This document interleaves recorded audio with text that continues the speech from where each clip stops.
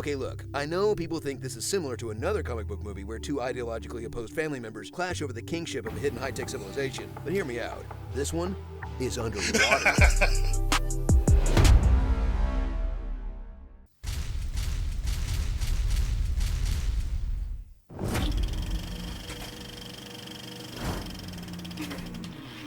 They've depressed you, they've inspired you, and they've Leto'd you. Leto'd. Now, Warner Brothers and DC are back to just completely overwhelm you.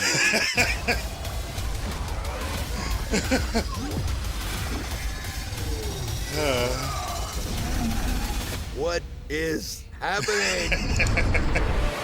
Aquaman. It was pretty easy to follow. Remember Aquaman, Sort of. the nerd that talks to fish? My ability to talk with fish is of no help, Wonder Woman. Well, he's gone from zero to hunky hero. Watch as the pure charisma of Jason Momoa supercharges the character, transforming him into a sexy undersea Superman who's super fast, super strong, a lot of the time, and mostly invulnerable. Okay, so his powers are kind of inconsistent, but so what? Everyone knows that this Aquaman's real power is the smolder. The smolder.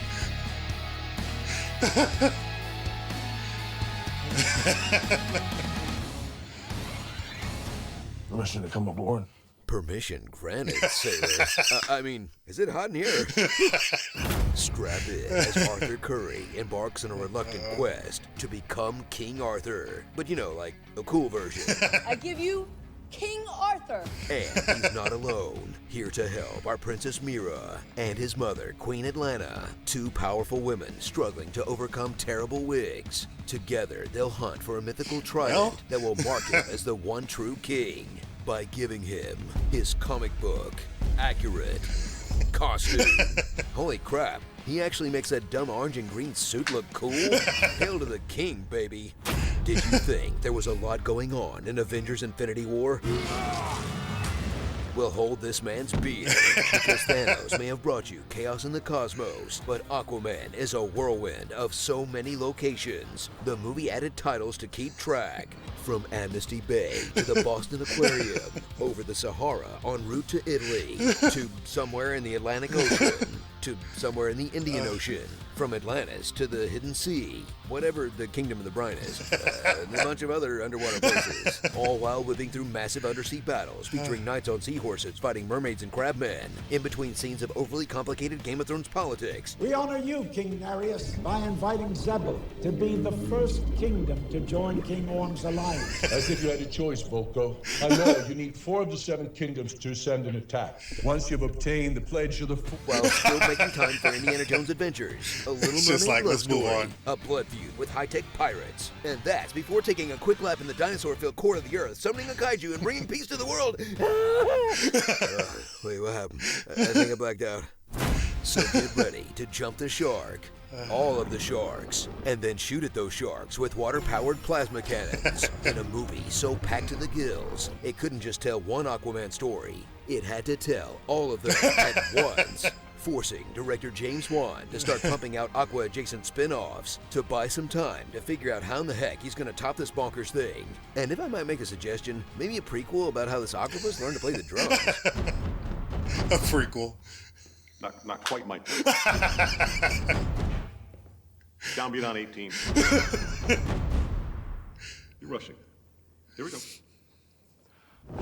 Starring Jacques Cousteau. Awesome movie, though. Merlady, Marie Merlady. Goblin, Eric Fishmonger, Atlanta, Django Wet, the Thrones, War Machine, Okay. Crab People, Seaman. Come on, we had to. Kaijini Andrews, Patrick Wilson yelling.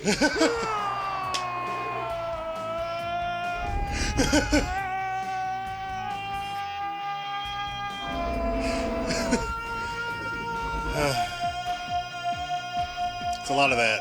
And explosive interruption. Oh man, there was a lot of that. One day, a new king will come. His loyalty is to the... The clue to Atlan's final resting place.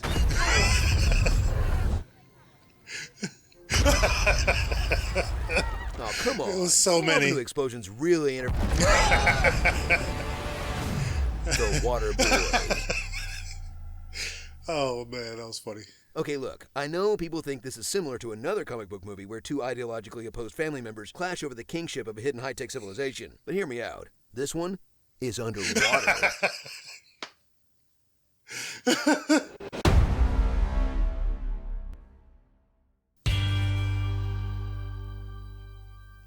So, you have an Aquaman script for me? Yes, sir, I do. And as you know, Aquaman is cool now. Of course, he drank alcohol in Justice League and said, "My man." Exactly. My man. So just to quickly reestablish how cool he is, I thought we could put some heavy metal guitar riffs when he shows up at the beginning. Would that actually work? Oh yeah, check this out.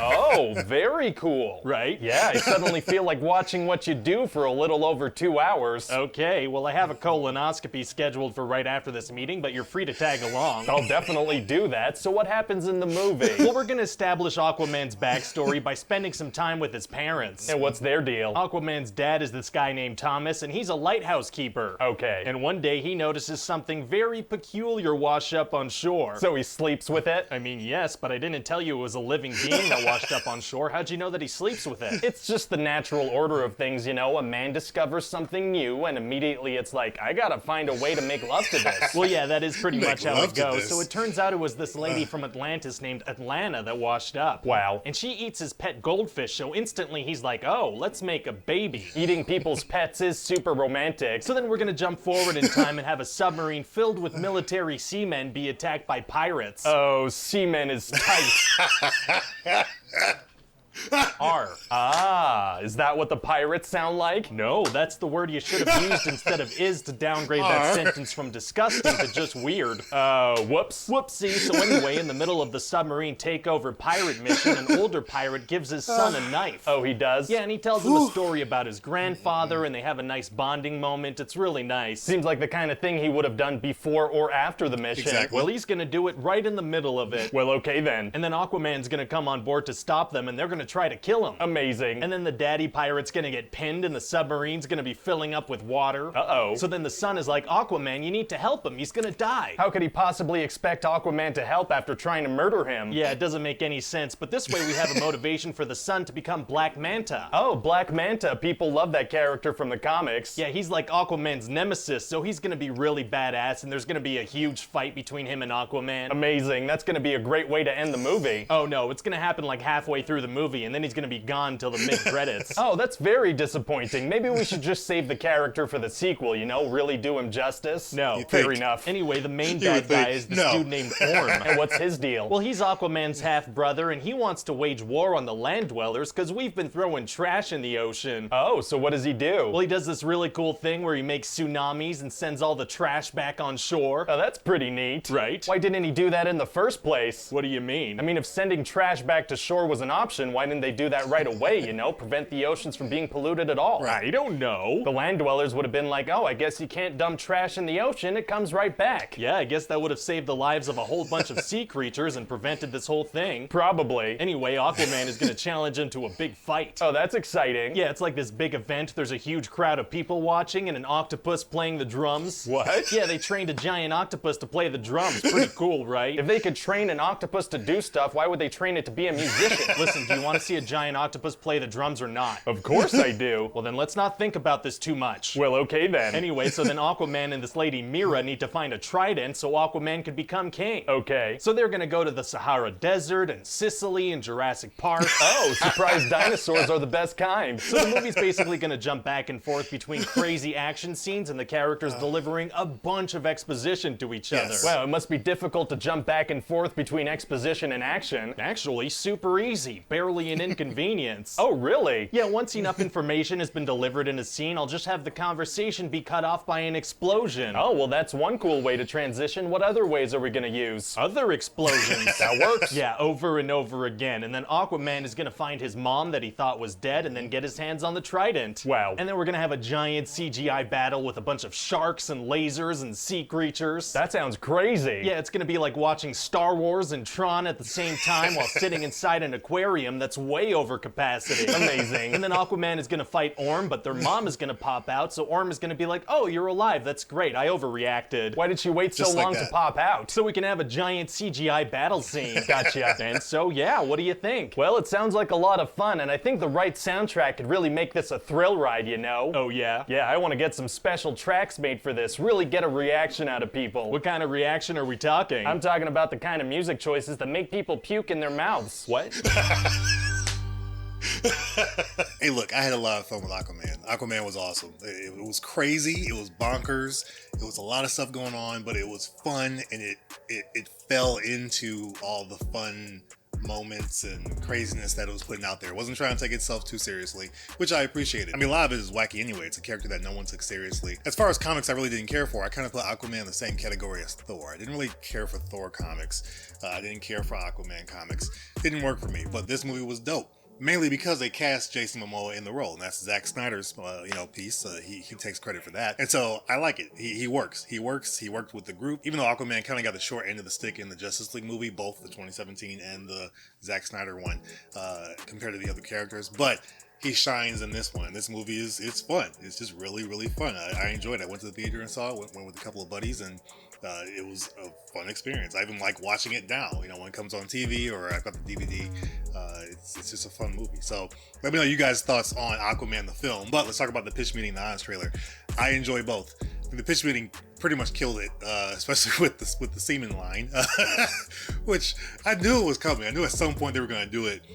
Honest trailers was okay. It was funny, like with the starring section, that was okay. But pitch meeting took it to a whole nother level, obviously, with his tight phrase, which I knew he would use it for that in some capacity. He just took it to another level. That was it. So that one wins for me. Which one wins for you, though? Let me know. Honest trailer or pitch meeting. Both very funny. The pitch meeting, I think, was just he just killed it here. Big shout out to you guys, though, the subscribers. You guys, I mean, we hit 5,000 today. 5,000 subscribers today. I think that's so awesome. I thank you guys so much just for sticking with me, for hitting the subscribe button, for one.